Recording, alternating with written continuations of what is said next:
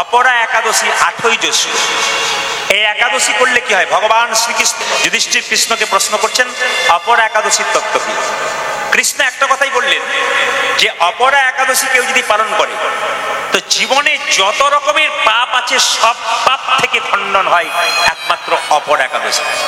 যেমন আপনি কোর্টে গিয়ে কারো হয়ে মিথ্যে সাক্ষী দিয়েছেন, আপনি ঘরে বসে ভাবছেন আমি ভুল করে দিয়েছি, যদি আপনি অপরা একাদশী করেন আপনার কিন্তু সেই দোষ কেটে যাবে। খুব মাথায় রাখবেন। যদি আপনি কারো অন্যায় করে কোনো কিছু চুরি করে নিয়েছেন বা নিয়েছেন কেড়ে, জানতে দেন নাই, আপনি এই অপরা একাদশী করেন আপনার পাপ থেকে মুক্তি হবে। অপরা একাদশী করলে একটা নিয়ম আছে কি, মকর রাশিতে কেউ যদি প্রয়াগে স্নান করে যে ফল পাওয়া যায় আপনারা অপরা একাদশীতে সেই ফল পাবেন। আবার বলছে যে শিবরাত্রি ব্রত পালন করে কেউ যদি কাশী ধামে উপবাস করে যে সকল পুণ্য হয় লাভ হয় সেই লাভ এখানে পাবেন। গয়াতে পিণ্ড প্রদান করবেন, বিষ্ণু পাদপদ্মে পিণ্ড প্রদান করবেন, এই পিণ্ড প্রদান করলে যে ফল হয় সেই ফল অপরা একাদশীতে পাবেন। কত লাভ আছে দেখুন। আবার দেখুন কুম্ভ রাশিতে যখন সূর্য কুম্ভ রাশি অবস্থান করে তখন যদি কেউ কেদারনাথ বা বদ্রীনাথ দর্শন করে তবে তার বিরাট ফল হয়, কিন্তু কেউ যদি অপরা একাদশী করে তবে সেই ফল সে লাভ করতে পারে। অপরা একাদশীর দিনে কয়েকটা নিয়ম আছে।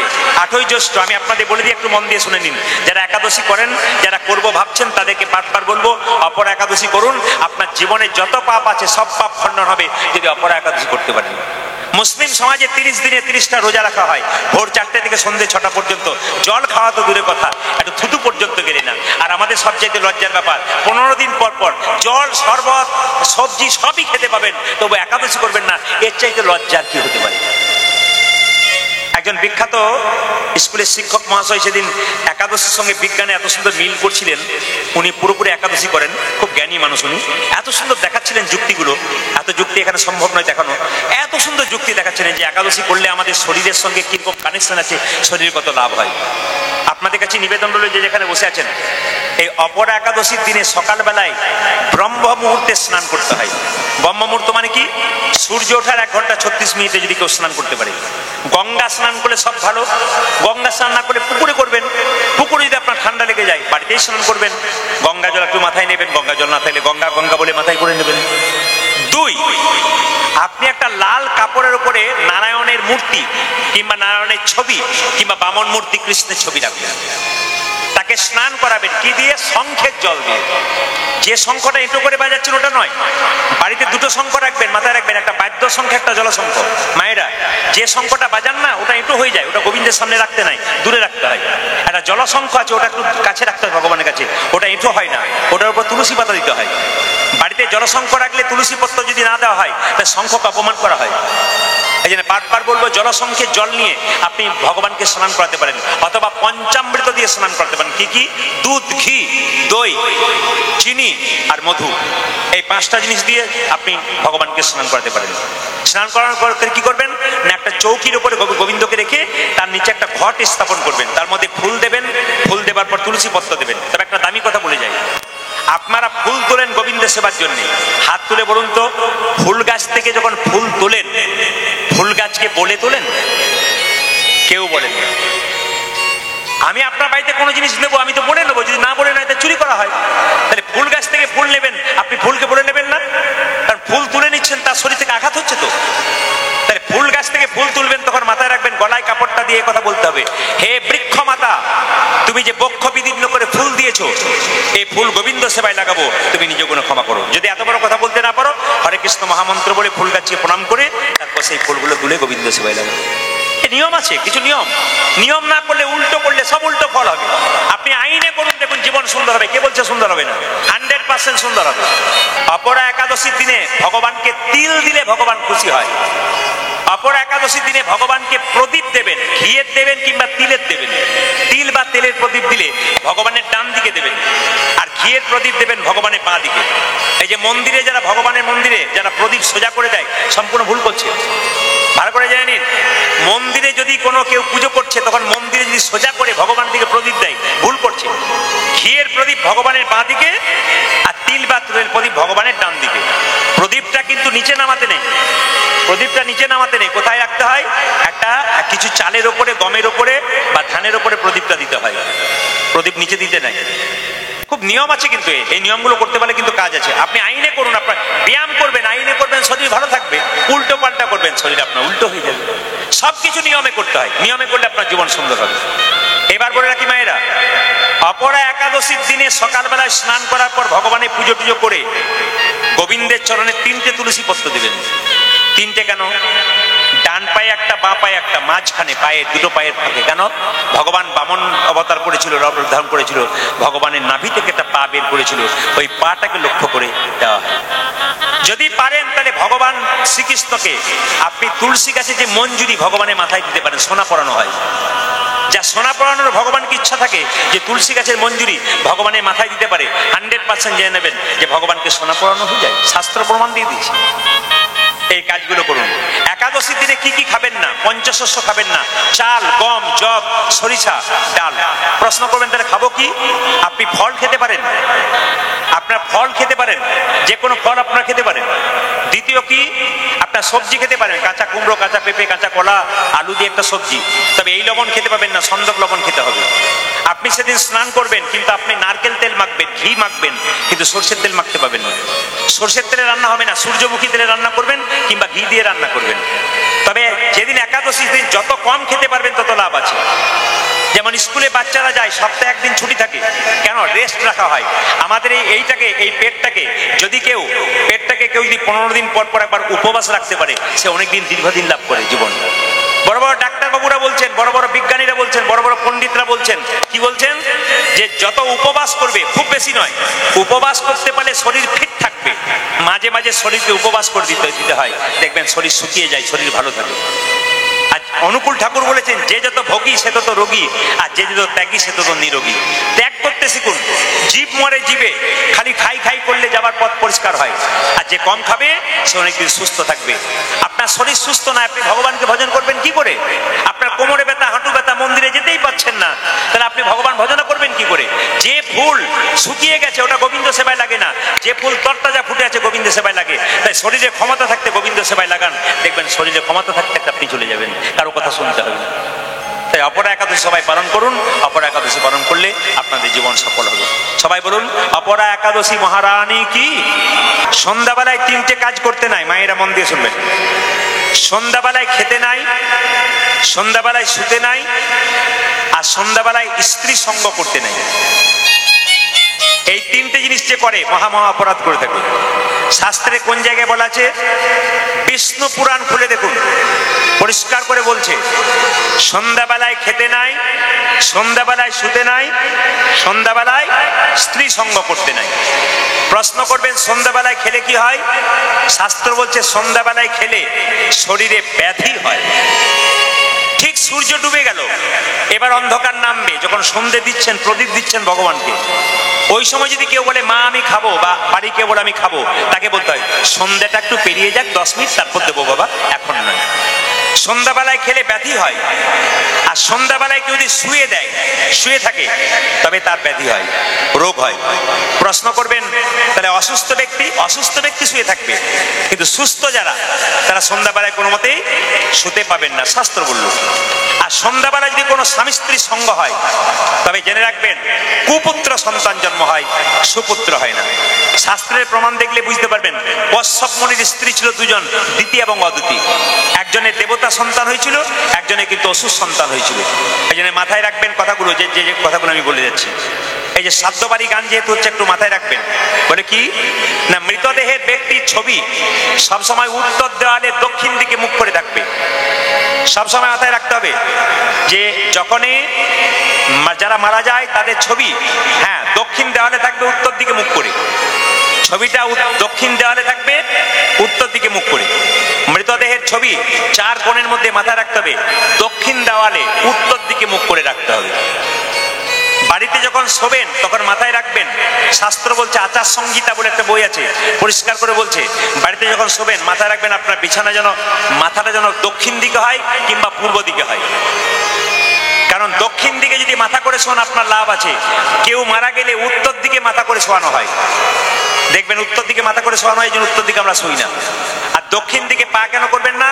আমাদের আত্মীয় স্বজন, বাবা মা কাকা কাকি যারা মারা গেলেন সবাই কিন্তু দক্ষিণ দুয়ারে গেলেন। জম দুয়ারটা হচ্ছে দক্ষিণ দুয়ার, আমাদের যে জন দুয়ার সেটা দক্ষিণ দুয়ার। তাই দক্ষিণ দিকে মাথা করে আপনি শোবেন, দক্ষিণ দিকে পা করে শুলে ওদেরকে অপমান করা হয়। পশ্চিম দিকে মাথা করে শুলে আপনার টেনশন বাড়বে, চঞ্চলতা বাড়বে। আর আপনি দক্ষিণ দিকে যদি মাথা করে শোন আপনার লাভ আছে, পূর্ব দিকে মাথা করে শুলে আপনার লাভ আছে। বাড়িতে খেতে বসবেন, খাবার সময় কোন দিকে মুখ করে খেতে হয়? ভগবানকে পুজো কোন দিকে মুখ করে করতে হয়? ভগবানের মন্দির যেদিকে থাক না কেন আপনাকে ভগবানকে পূর্ব দিকে বসে পুজো করতে হবে আর উত্তর দিকে বসে পুজো করতে হবে। পুজো করার নিয়ম হচ্ছে পূর্ব দিকে বসে উত্তর দিকে। এবং বাড়িতে যখন আপনার সেবা করতে বসবেন, অন্ন খান আর যাই খান, মাথায় রাখতে হবে পূর্ব দিকে বসে খেতে হবে কিংবা উত্তর দিকে বসে। ছেলে মেয়েরা যখন খেতে বসবে আপনি বলবেন পূর্ব দিকে মুখ কর কিংবা উত্তর দিকে মুখ কর। পূর্ব দিকে মুখ করলে কি হয়? ছেলের পাণ্ডিত্য বৃদ্ধি হয়, আর শাস্ত্র বলছে। আর যদি কেউ উত্তর দিকে মুখ করে খায় তবে তার সিদ্ধি লাভ হয়। ছেলে মেয়েকে এভাবে বসাতে হয়, কিছু নিয়ম আছে। হ্যাঁ, একটা কথা আপনাদের বলে যায়, যে যেখানে বসে আছেন, এই যে আমরা জল খাচ্ছি, মাঝে মাঝে আমরা দাঁড়িয়ে খাই, কারণ উপায় নিয়ে আমাদের গান করতে হয়। কিন্তু নিয়ম হচ্ছে কি, আপনার জল খাবেন, জল খাওয়ার নিয়ম হচ্ছে দাঁড়িয়ে দাঁড়িয়ে জল খাবেন না। এই যে শরীরে বাত ব্যাধি, কোমর ব্যথা, সমস্ত ব্যথা, এগুলো বড় বড় আয়ুর্বেদ চিকিৎসকরা বলছেন। দেখবেন চরক সংহিতা পড়বেন, চরক ঋষির। ডাক্তারবাবু আজকে যা বলছে ঋষিরা তার আগে থেকে বলে বসে আছে। আমরা বই পড়ি না, শাস্ত্র পড়ি না, কীর্তন শুনি না, তাই আমরা জানতে পারি না। সব বাবাদেরকে বলবো, মাঠে কাজ করুন, ব্যবসা করুন, যাই করুন, দাঁড়িয়ে জল খাবেন না। দাঁড়িয়ে জল খেলে কোমর ব্যথা, হাঁটু ব্যথা, সমস্ত ব্যথা বেড়ে যায়। আর্থারাইটিস যে ব্যথাগুলো, সমস্ত ব্যথা বেড়ে যায়। আর যদি বসে খান আপনার ব্যথা কম হয়। যাদের হয়ে গেছে ব্যথা তাদের উপায় নেই, যাদের হয়নি তারা সাবধানতা অবলম্বন করুন। বাঁ হাতে জল খাবেন না, নিয়ম হচ্ছে সবসময় ডান হাতে খাওয়ার নিয়ম।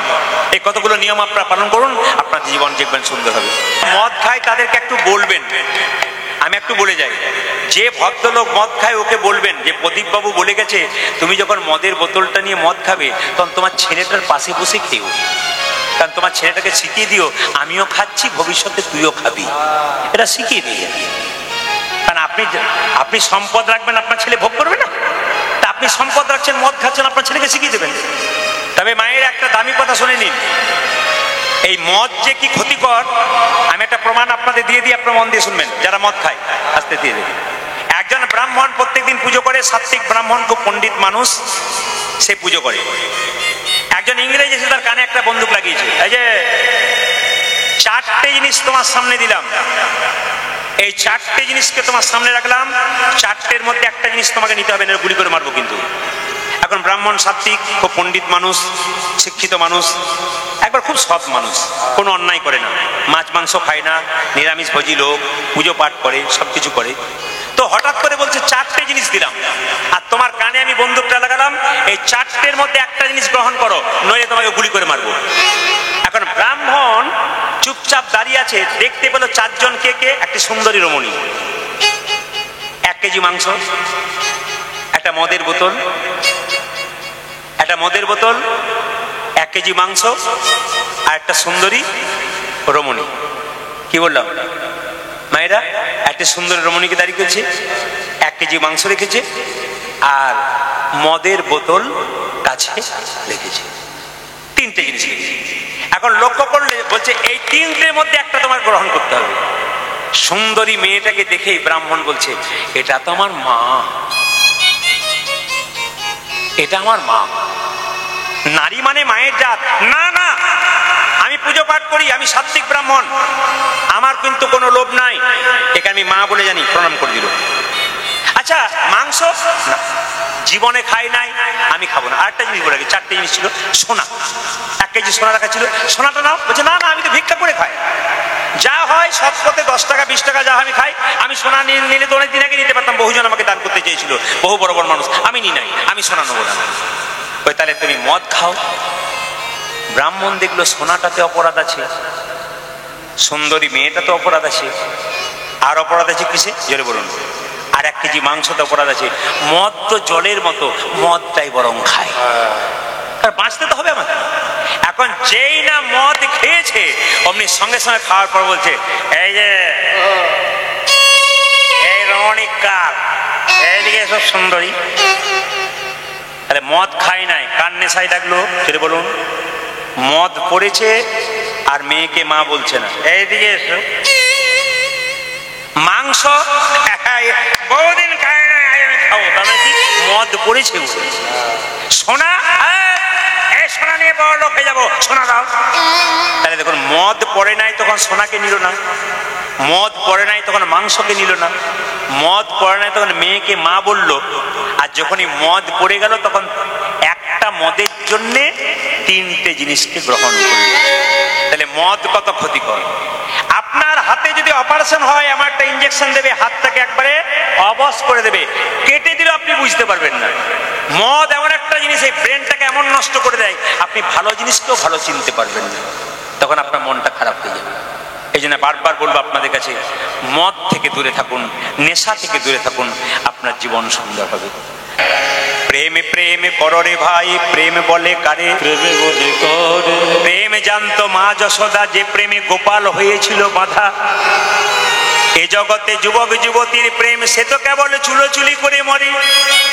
কিন্তু ভক্ত ভগবানের প্রেম এমনই প্রেম, যে প্রেমের কথা শুনলে একজন ভক্তকে জড়াইয়ে জড়াইয়ে নিতাই গৌর হরি বলে বলে। আমি এই জগতের প্রেম বলি নাই, আমি এই জগতের প্রেম বলি নাই, হ্যালো আর গেল ওই প্রেমের কথা বলি নাই।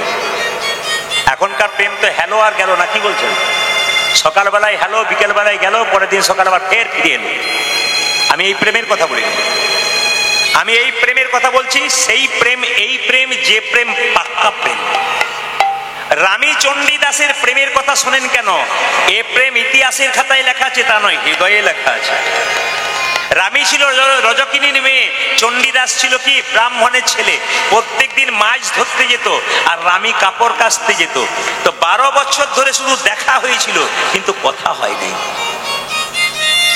কেমন প্রেম দেখুন, 12 বছর ধরে শুধু দেখাই হয়েছিল, কিন্তু কোনো কথা হয়নি। প্রথম কথা কি হয়েছিল? প্রথম কথা কে বলেছিল? রানী। ঠাকুর মাছ পড়েছে বলে পড়বো পড়বো করছে। এ হলো প্রেম। জয়দেব পদ্মাবতীর প্রেম, এ হলো প্রেম। বিল্লমঙ্গল চিন্তামণির প্রেম, এ হলো প্রেম। মায়েরা, বাবারা খুব ভালো করে শুনবেন। একজন পুরুষ যদি কৃষ্ণ ভক্ত হয়, দেখুন একটা কথা আপনাদের বলে যাই, ইউটিউবের মাধ্যমে আপনারা যারা কীর্তন শোনেন, তারা শুধু কথাই শোনেন না, কি বলছেন? একবারে চচ্চর করে কথা শুনছেন। কেন? ক্যামেরা যারা করে শুধু গান একটাও দেবে না, শুধু কথা বলে দেয়। কিন্তু আমরা পদাবলী, বড়তাল, সমস্ত কিছু গান করি আমরা। কেননা আমরা সব কিছু করি, তার প্রমাণ আপনারা আসরে পাবেন। কিন্তু যদি কেউ মোবাইলে শুনে বলে, তাহলে সম্পূর্ণ ভুল করছে। কারণ আমরা সমস্ত কিছু হিসাব নিকাশ করে করি। আপনাদের বলে যায়, কোন নারী যদি কৃষ্ণ ভক্ত হয়, পুরুষ যদি না হয়, নারী পারে সেই পুরুষকে কৃষ্ণ ভক্ত করতে 100%।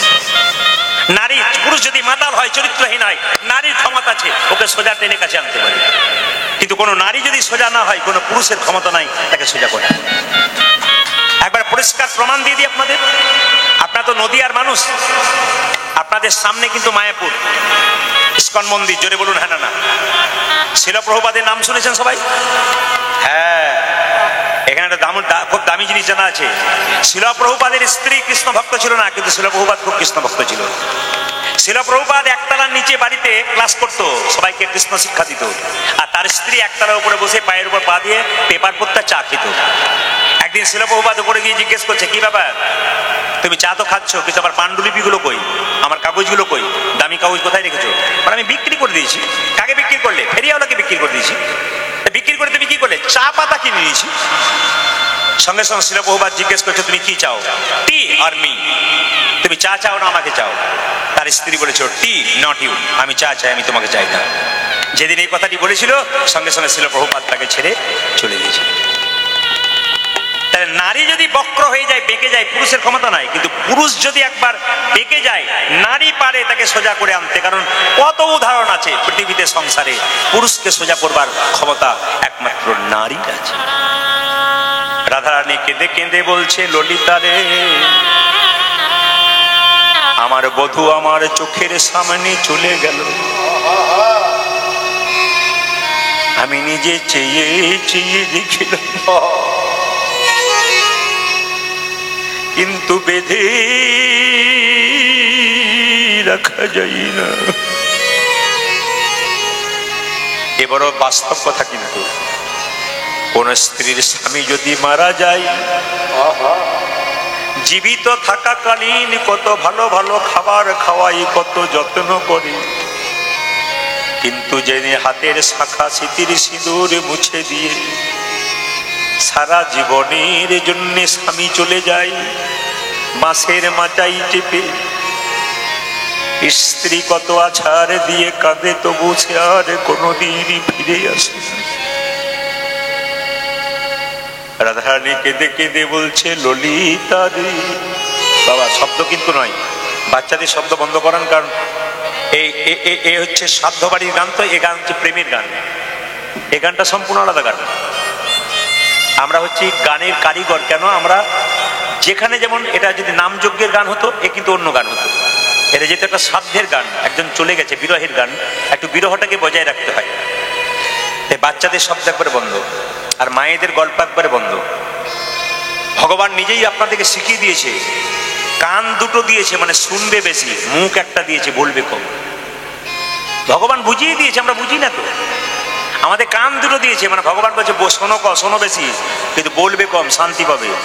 আর যদি বলবে বেশি আর শুনবে কম, তাহলে তোমার শান্তি নেই। আমরা উল্টো করি বলে তো শান্তি নাই সংসারে, খালি বলে যাই বক বক বক বক করে, যেমন আমাদের বলতে হয় ঘন্টার ঘন্টা। এই যে দেখাবে ললিতা, রাধারানী কেঁদে কেঁদে বলে, ললিতা রে, আমার কৃষ্ণ যখন অপুরের রথে চেপে চলে যায়, আমি অপুরীর রথের চাকা ধরে কত কাঁদলাম। কেঁদে কেঁদে বললাম, অক্রুর কে তোমার নাম? অক্রুর রেখেছিল, তোমার নাম ক্রুর রাখা উচিত ছিল। তুমি আমার প্রাণনাথকে নিয়ে চলে যাচ্ছ। ওগো অক্রুর, তুমি যদি আমার প্রাণনাথকে নিয়ে যাও, আমার বেঁচে থেকে কি লাভ আছে? মায়েরা বলে না, স্বামী মারা গেলে তুমি চলে গেলে, সব দায়িত্ব আমায় দিয়ে চলে গেলে, আমায় কেন নিয়ে চলে গেলে না? আমি তোমার সঙ্গে যাব, আমি আর সংসারে থাকতে চাই না। রাধারানী বলছে, ওগো অক্রুর, এই দেখো রথে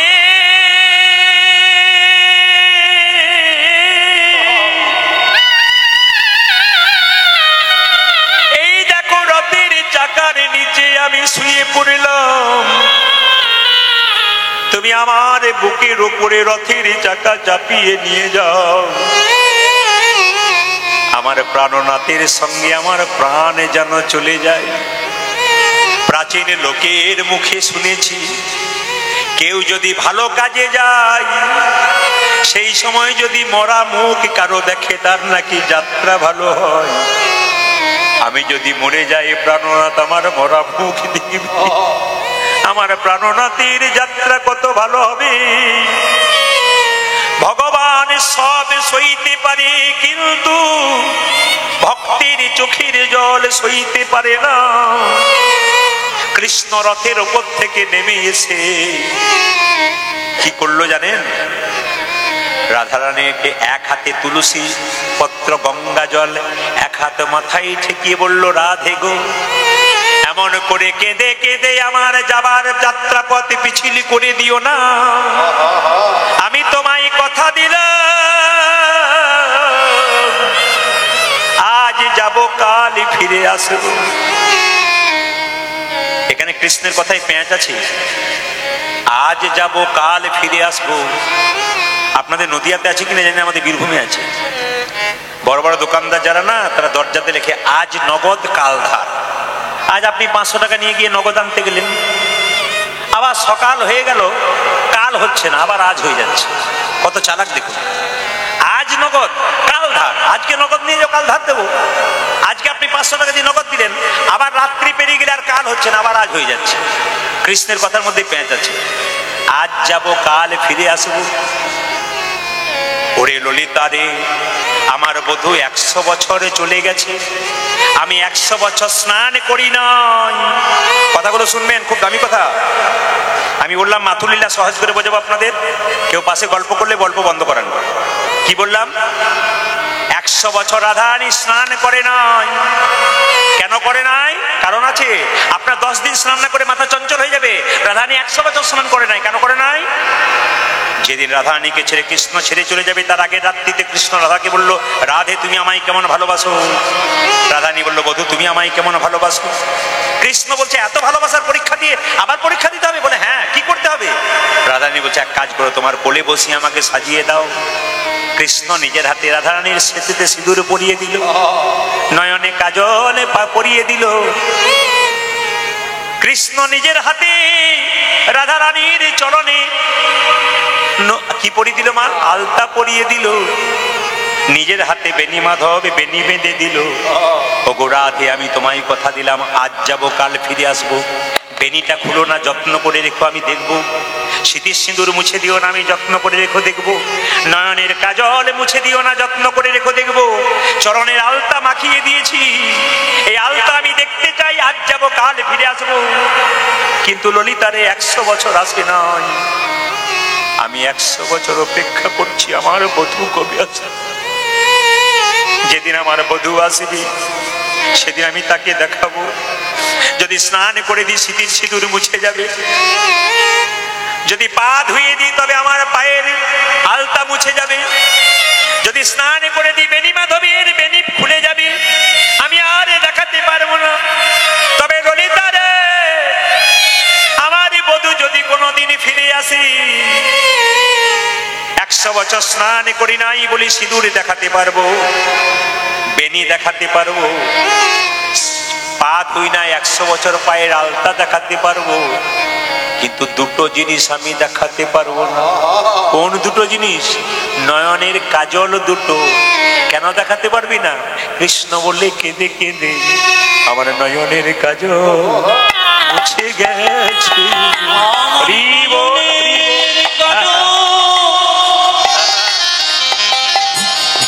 মুছে গেছে গো নয়নের কাজল মুছে গেছে গো। ওই আমার নয়নে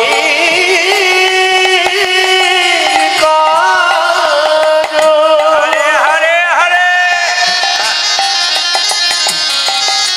মুছে গেছে গো। কৃষ্ণ বলি কেঁদে কেঁদে নয়নের কাজল মুছে গেছে।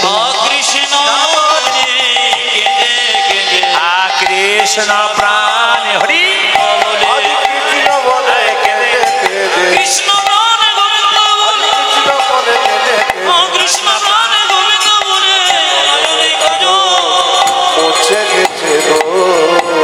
তবে শোন, যেদিন থেকে আমার বধূ চলে গেছে সেদিন থেকে দুটো জিনিস চলে গেছে। মায়েরা, স্বামী চলে গেলে মেয়েদের দুটো জিনিস চলে যায়। যারা সতী নারী হয় তাদের, অন্যদের কথা বলি না। চোখের ঘুম চলে যায় আর মুখের হাসি চলে যায়। রাধারানী কেঁদে কেঁদে বলছে, আমার অবস্থা কেমন জানিস?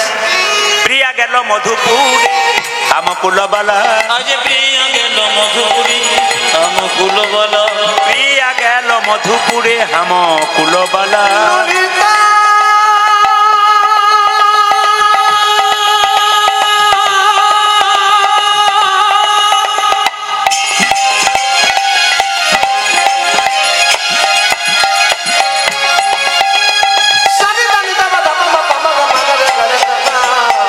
প্রিয়া গেল মধুপুরে, আমকুলবালা। এই যে বিপথে পরল জইছে মালতীর মা,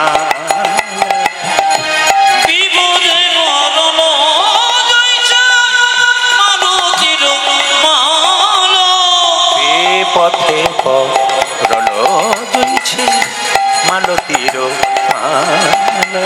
ওটাতে বিপদে রড পরল জলছে মালতীর মালা। ললিতা বলি, আমার দশা তেমনি হলো, আমারি দশা যেমনি হলো, আমার দশা তেমনি হলো। আজি আমারই দশা তেমনি হলো। এই মালতীর মালার মতো আমার দশা তেমনি হলো। আজ মালতীর মালার মতো আমার দশা তেমনি হলো। বিপদে পরল জইছে মালতীর মালা। আমার বিপদে রল জয়ছে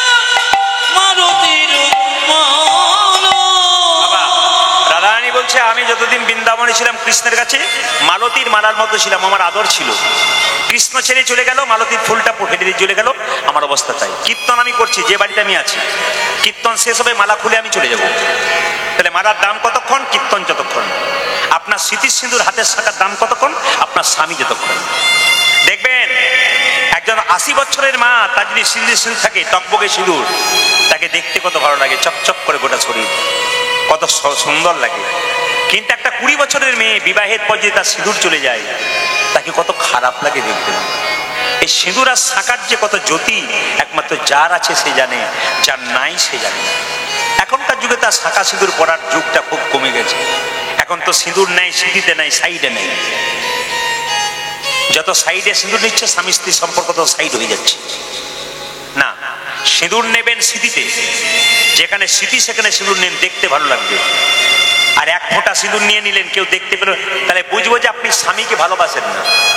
এক ফোঁটা সিঁদুর না, এক চিমটি সিঁদুর না, কোণে এক কোণে, তার মানে আপনি বলতে চাইছেন আমার এখনো বিয়েটা ভালো করে হয়নি, দেখে নাও, ঠিক ক্লিয়ার বিয়েটা হয় নাই, কারণ এক ফোঁটা নিয়েছে।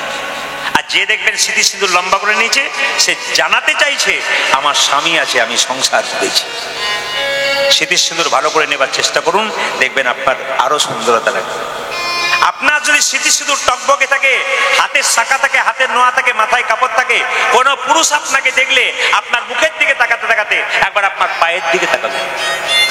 আর আপনি নোংরা কাপড় পরবেন, খাটো পোশাক পরবেন, সিঁদুর নেবেন না, শাখা নাই, হ্যাঁ আপনার নোয়া নাই, রাস্তা দিয়ে হেলতে দুলতে চলে যাবেন, অঙ্গভঙ্গি খারাপ হবে, পুরুষ আপনার পায়ের দিকে তাকাবে না, আপনার মুখের দিকে তাকাবে, আপনার বিপদ হবার চান্স আছে। নারী নারীর মতো হন। নারী যদি নারীর মতো হয়, পুরুষ উপরে ওঠে, আর নারী আনারী হলে নিচে নেমে যায়। আপনি সংসার করেছেন, আপনার ছেলে হয়েছে, মেয়ে হয়েছে, আপনাকে জানতে হবে আপনার চলা যেমন হবে, আপনার বলা যেমন হবে, আপনার বাচ্চার চলা বলা সেরকম হবে। আপনার চলা বলা উল্টো হবে, আপনার ছেলে মেয়ে ভবিষ্যতে উল্টো পাল্টা হবে। সেদিন আপনি কাঁদবেন আমার চলা বলা খারাপ ছিল বলে আমার সন্তানকে আমি ভোগ করছি। পাপ করলে মায়েরা, পাপ করবে রাশি রাশি, ভোগ করবে কি তোমার মাসি পিসি, তুমি ভোগ করবে। পাপ আর পারা সহ্য হয় না। তাই বারবার বলবো, সংসারে থাকতে গেলে, সংসারকে সুন্দর করতে গেলে নারীর দায়িত্ব অনেক আছে। পুরুষ শুধুমাত্র রোজগার করবে, রোজগার করে এনে মায়ের ঝাঁপিতে দেবে, আপনার লক্ষ্মীর ঝাঁপি। আপনারা ব্যবহার সুন্দর করবেন, সংসারটা আপনার সুখের করবেন, একমাত্র আপনাদের জন্যেই লক্ষ্মী স্বরূপিণী হতে পারবে। তাই নিজে নিজে সংসার সুন্দর করুন, কৃষ্ণ ভক্ত হন, আপনার জীবন লাভ আছে। রাধারানী কেঁদে কেঁদে বলছে আমার আর একটা কি হলো জানিস, যেদিন থেকে গোবিন্দ চলে গেল, চোখের ঘুম আর মুখের হাসি গেল, নয়ন নিতে গেল ভয়ানক নিতে গেল ভয়ানক সুখ গেল প্রিয়া সঙ্গে, দুঃখ হাম পাশে। আজ সুখে গেল প্রিয়া সঙ্গে, দুঃখ আমার সুখ গেল প্রিয়া সঙ্গে, দুঃখ হাম পাশে।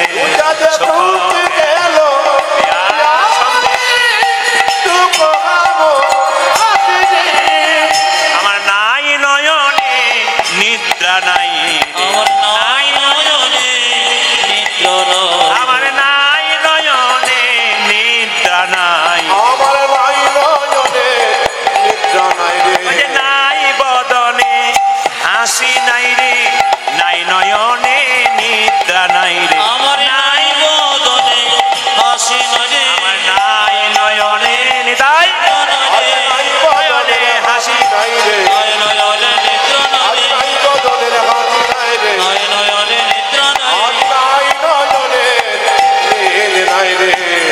সুখে গেল প্রিয়া সঙ্গে, দুঃখ হাম রাজা সুখী গেল, প্রিয়া সঙ্গে সুখী গাব। আমি আপনাদের বলতে চাইছি, ক্ষুদ্র জীবনে আপনার একটু মন দিয়ে শুনে নেবেন, একটু উত্তর দেবেন। আপনারা, মানুষ মারা গেলে দেহ মারা যায় না আত্মা মারা যায়? জোরে বলুন, কোনটা মারা যায়? আরে বাবা, যদি জানবো তাহলে তোমাকে কেন আনবো? জানলে তো আমি আসতাম না। হ্যাঁ জানি, মানুষ মারা গেলে দেহ মারা যায় না আত্মা মারা যায়? দেহ মারা যায়। শাস্ত্র বলল পাশাংসি জিন্নানি যথা বিহায় নবানি ঘৃণাতি নরহ পরাণী তথা শরীরানি বিহায় জিন্নন্নানি সংজাতি নবানি দেহি। অনেকগুলো সংস্কৃত বললাম, কিছু বুঝলেনি না, আমি একটু বাংলা করে দিই। যে কাপড়টা আপনারা পরেছেন, যেটা আমি পরেছি, যেটা বাবারা পরেছে, ওই কাপড়টা জীর্ণ হয়ে গেলে নতুন কাপড় পরেন না? জোরে বলুন হ্যাঁ না। নতুন কাপড় পরলে আনন্দ হয় না দুঃখ হয়? জোরে বলুন। আনন্দ হয়। তাহলে যে মারা গেছে সে কিন্তু জীর্ণ দেহ ত্যাগ করে নতুন দেহে যাচ্ছে, ওর কিন্তু আনন্দ হচ্ছে। যিনি মারা গেলেন তার কিন্তু আনন্দ হচ্ছে। আপনি ভাবছেন সে দুঃখ করে চলে গেল, তা নয়। সে যে মারা গেল তার আনন্দ হলো, কারণ সে তো জামা পরিবর্তন করলো। সে তো দেহটা, আত্মা চলে গেছে, দেহ ছেড়ে দেহটা রেখে দিয়ে চলে গেছে। তাহলে প্রশ্ন করবেন, প্রদীপ বাবু যিনি মারা গেলেন, তারক বাবু, তারক বাবু, হ্যাঁ, যিনি মারা গেলেন তারক বাবু, তিনি কোথায় গেলেন মৃত্যুর পরে? মানুষ কুলে জন্ম নিয়ে যে যেমন কর্ম করবে তার সেরকম কর্ম, যে যেমন কর্ম করবে তার সেরকম জন্ম হবে। খুব পরিষ্কার জেনে নিন শাস্ত্রের কথা। মানুষ কুলে জন্ম নিয়ে যে যেমন কর্ম করবে তার সেরকম জন্ম হবে। একটু প্রমাণ দিয়ে দিই কিরকম। বলছে মানুষ কুলে জন্মগ্রহণ করে যদি পশুর মতো কর্ম করে, ওর পরের জন্মে পশু কুলে জন্ম নেবে 100%। মানুষ কুলে জন্ম নিয়ে কেউ যদি মানুষের মতো কর্ম করে, ভালো ব্যবহার করে, তাহলে জানবেন উনি পরের জন্মে মানুষ কুলে জন্ম নেবে। আর মানুষ কুলে জন্ম নিয়ে কেউ যদি মহাপুরুষের মতো কর্ম করে, ভালো কীর্তন করে, ভালো ভগবানের নাম করে, ভালো ভগবানের নাম শুনে কৃষ্ণ ভক্ত হয়, জানবেন ওনারা দ্বিতীয় জন্ম হয় না, গোবিন্দচরণ প্রাপ্ত হয়। কেন? যে ধানকে সেদ্ধ করে মাঠে ছড়ালে তার যেমন দ্বিতীয় কাজ হয় না, যে দেহ হরিনামে সিদ্ধ হয়ে যায় তার দ্বিতীয় জন্ম হয় না, তার গোবিন্দচরণ প্রাপ্ত হয়ে যায়। মায়েরা, মুখের ভাষা ভালো করুন। যার মুখের ভাষা ভালো তার জীবনে সব জায়গায় জিত আছে। একদিন কাক কোকিলকে জিজ্ঞেস করছে, কোকিল তুমিও দেখতে কালো, আমিও দেখতে কালো, আর তোমাকে তো পছন্দ করে, আমাকে কেন করে না? কোকিল বলল ওইখানেই তো গন্ডগোল আছে। কাক কোকিলকে জিজ্ঞেস করছে, তুমিও কালো, আমিও কালো, আর তোমাকে লোকে পছন্দ করে, আমাকে করে না কেন? কোকিল বলছে আমার মুখের ভাষা ভালো, আমার কণ্ঠ ভালো, আর কাক তোর কণ্ঠ কর্পস্তায় তোকে ভালোবাসে না। কাক বলছে আমি এতদিনই বুঝতে পারলাম, দেখতে কালো হোক আর ফর্সা হোক, মুখের ভাষা যার ভালো, সব জায়গাতে তার জায়গাটা ভালো হয়ে যায়। আজকে রাত্রিতে কীর্তন শুনতে এসছেন, বাড়ি যাবেন গ্যারান্টি আছে? ভগবান দুবার হাসে, কখন কখন বলুন তো? যখন ভাইয়ে ভাইয়ে ঝগড়া করে, তো ভাই ধর্মরাজ পুজোতে সব ফেলে দিয়ে চলে এসছে। বলছে ভাইয়ে ভাইয়ে যখন পুজো ঝগড়া হয়, এপাশ আমার, এপাশ আমার, না এপাশ আমার। আপনাদের এই গ্রামে ভাইয়ে ভাইয়ে কোনো ঝগড়া নাই? নাই বলে নাকি? অনেকে বলছে বাবারে কতজন মারামারি করে হাসপাতালে ভর্তি হয়ে আছে, সব জায়গাতে আছে। যখন ভাইয়ে ভাইয়ে দড়ি দিয়ে ভাগাভাগি করে, এ পাশ আমার ও পাশ আমার, ভগবান তখন বলে এ পাশ আপস করিস না, এমন টেনে নেবো না, সেদিন বুঝতে পারবি। আর কখন ভগবান আসে? যখন দেখবেন বাড়িতে অসুস্থ ব্যক্তি ছটপট ছটপট করছে, এবার ডাক্তার এসে বলছে আরে কাঁদবেন না, আমি চলে এসেছি, ভালো করে দেবো। ভগবান বলছে বেটা ওর খাতা, আমার খাতা, তোর নামটা উঠে গেছে, তুই ভালো করে দিবি, তোরই গ্যারান্টি নেই তুই বাড়ি পর্যন্ত যাবি, এমন হ্যাঁচকা তুলে দেবো না, তুই শেষ হয়ে যাবি। ভগবান তখন আসে। ওই জন্য মায়েরা আপনাদের কাছে নিবেদন রইল, যে এখানে বসে আছেন, মানুষ করে জন্মগ্রহণ করেছেন, ভালো ব্যবহার করুন। রামকৃষ্ণদেব বলেছে তোমার বাড়ি যদি কেউ যায়, দুটো মিষ্টি জল দিতে না পারো, দুটো মিষ্টি কথা বলো। তোমার বাড়িতে গেছে, তোমার মিষ্টি জল নাও থাকতে পারে, দুটো মিষ্টি কথা বলো, ভগবান খুশি হবে। মানুষের সঙ্গে ভালো ব্যবহার করো, দেখো তোমার লাভ আছে। ওই জন্য বারবার বললাম মায়েরা, রাধারানী কাঁদছে আর কেঁদে কেঁদে বলছে। হ্যাঁ, আরেকটা কথা বলে দিই এখানে, হ্যাঁ, মানুষ মারার পরে উনি স্বর্গে যাবেন না নরকে যাবেন আপনাকে দেখলেই বোঝা যাবে আস্তে আস্তে। ডক্টর পঞ্চানন ভট্টাচার্য একটা বই আছে জগত আমি, যদি আপনারা পড়েন কেউ তাহলে বুঝতে পারবেন। মানুষ মারা গেলে ওনাকে দেখলেই বুঝবেন উনি স্বর্গে গেলেন নরকে গেলেন। তারক বাবুকে দেখেছেন আপনারা সবাই বুঝতে পারবেন কিরকম। মৃত্যুর সময় যদি খুব বিভৎস ভয়ঙ্কর মুখটা হয়ে যায়, লোকে বলে না মরাটা দেখে এলাম গো, 3 দিন ঘুমাই নাই, এমনি করে তাকিয়ে মরেছে, ভয় খাচ্ছিলাম। ইনি যাচ্ছেন নরকে। মৃত্যুর সময় যার মুখ বিভৎস ভয়ঙ্কর হয়ে যায়, উনি যাচ্ছে নরকে। আর মৃত্যুর পরে যদি কাউকে মনে হয় যেন ঘুমাচ্ছে, বলে না লোকটা মরে নাই গো, যেন ঘুমাচ্ছে, ইনি যাচ্ছেন স্বর্গে। আপনার কর্ম ভালো হোক, মৃত্যুর সময় মনে হবে আপনি ঘুমাচ্ছেন, আপনি স্বর্গে জায়গায় যাবেন। আবার ভাগবত বলল আমাদের শরীরে 9টা ছিদ্র দিয়ে প্রাণ বেরোয়। গুনে নেবেন। দুটো কানের ছিদ্র, 2 দুটো চোখের ছিদ্র, 4 একটি মুখের ছিদ্র, 5 দুটো নাকের ছিদ্র, 7 ওপরে 7টা, নিচের দিকে দুটো, পায়ু এবং উপস্থ, পায়খানা এবং প্রস্রাবটা। এই 7টা দরজা দিয়ে কারো প্রাণ গেলে উনি স্বর্গে যাচ্ছেন, ভাগবত বলছে। আর যদি নিচের দিকে প্রাণ যাচ্ছে পায়খানা বা প্রস্রাবদার দিয়ে, তাহলে আপনি নরকে যাচ্ছেন। প্রমাণ কি? কেউ হাঁ করে মরছে, জানবেন উনি স্বর্গে গেলেন। কেউ তাকিয়ে মরছে, উনি স্বর্গে গেলেন। কেউ দেখবে মানে ওনার দেখবেন চোখ দিয়ে প্রাণ গেল, আবার দেখবেন নাকের ফুটে অনেকে মোটা হয়ে যায়, ওইদিকে প্রাণ গেল। আবার দেখবেন কান খসখস করে মোটা হয়ে যায়, ওইদিকে প্রাণ গেল। কিন্তু পায়খানা প্রস্রাব মৃত্যুর সময় করে দিলে জানবেন উনি যাচ্ছেন নরকে। আমি বলি নাই, ভাগবত বলে দিয়েছে পরিষ্কার। রাধারানী কেঁদে কেঁদে বলছে, ললিতা রে, আমার বধূ যদি না থাকে আমার বেঁচে থেকে কি লাভ আছে? আমাকে এক কাজ করবি। বলে কি? আমাকে এক কাজ করবি ললিতা, আমাকে কাজ করবি কি জানিস? আমার বধূ যখন মরে গেছে তখন আমার বেঁচে থেকে লাভ কি আছে? নিরে নাহি দাদবি, অনলে নাহি দাহবি, নিরে নাহি দাহবি, অনলে নাহি দাহবি, নিরে নাহি দাহবি, অনলে নাহি দাহবি। আজি নিরে নাহি দাহবি, অনলে নাহি দাহবি। রাখবি তরু তমালো ডালে, আরে কিবা রাখবি তরু তমালো ডালে, আরে কি রাখবি তরু তমালো ডালে, আরে কিবা রাখবি তরু তমালো ডালে, আরে কিবা। আমি যখন মরে যাব আমাকে তোমার ডালে বেঁধে রাখবি, তোমার ডালে বেঁধে রাখি, তোমার ডালে বেঁধে রাখবি। তুই আমায় তোমার ডালে বেঁধে রাখি। মরিলে আমার দেহ তোমার ডালে বেঁধে রাখবি, মরিলে আমারে দেখো তোমার ডালে বেঁধে রাখি, মরিলে আমার দেহ তোমার ডালে বেঁধে রাখবি। আজ মরিলে আমার দেহ তোমার ডালে বেঁধে রাখি। এত গাছ থাকতে তোমার গাছ কেন? কৃষ্ণের গায়ের রং তোমার গাছের রং কালো, এই জন্য কৃষ্ণের গায়ের রং যেমন তোমার গাছে গায়ের রং তোমার। আমি তোমার বড় ভালোবাসি, আমি তোমার বড় ভালোবাসি, তোমার বড় ভালোবাসি। আমি তোমার বড় ভালোবাসি। বধূ কালো তমাল কালো, তোমার বড় ভালোবাসি। আমার বধূ কালো তোমার কালো, তোমার বড় ভালোবাসি, বধূ কালো তমাল কালো, তোমার বড় ভালোবাসি। আমার বধূ কালো আর তোমার কালো, তোমার বড় ভালোবাসি। রাখবি তরু তমালো ডালে, আরে শিবা রাখবি। রাখবি তরু তমালো ডালে, আরে কি আমাকে আগুনে পোড়াবি না, আমাকে জলে ভাসাবি না। বলে কেন? কৃষ্ণ প্রেমে, কৃষ্ণ প্রেম আগুনে দেহ পুড়ে ছাই হয়ে গেছে, তাই পোড়া দেহ পোড়াস না। সখী আমার বড় দেহ পোড়াতে নারী। পোড়া দেহ পোড়াস না। সখী আমার পোড়া দেখো পোড়া সারে, কৃষ্ণ প্রেমে পড়ে গেছে, পোড়া দেহ পোড়াস না। যাতে কৃষ্ণ প্রেমে পড়ে গেছি, বড় দেহ পোড়াতে নারী।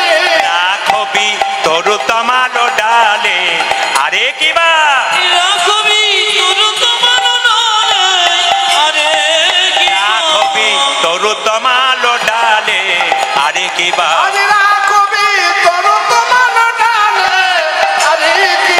আরে আমার দেহটা জলে ভাসাবি না কেন? আমার দেহটা ভাসতে ভাসতে যখন মথুরার ঘাটে গিয়ে লাগবে, মথুরার লোকে বলবে দেখ দেখ, যার শরীরে কৃষ্ণ নাম লেখা সেই দেহটার কোনো গতি হয় নাই। সবাই দেখবে আর বলবে কৃষ্ণ প্রেমের এই কি রীতি, বলবে কৃষ্ণ প্রেমে এই কি রীতি, কৃষ্ণ প্রেমের এই কি রীতি। দেখো কৃষ্ণ প্রেমের একই রীতি। মরা দেহের হয় না গতি, কৃষ্ণ প্রেমের এই কি রীতি।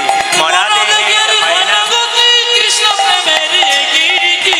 রাখবি তরু তমালো ডালে, আরে কি বা কবি তরু তোমার ডালে আরে কি বা ওরে ললিতা রে, ওরে ললিতা রে, আমি যখন মরে যাব আমার দেহটাকে তোমার ডালে বেঁধে রাখবি, কাক পক্ষীকে বলে দিবি আমার শরীরে সব অংশ খেয়ে নেবে, কিন্তু দুটো জিনিস যেন না খায়।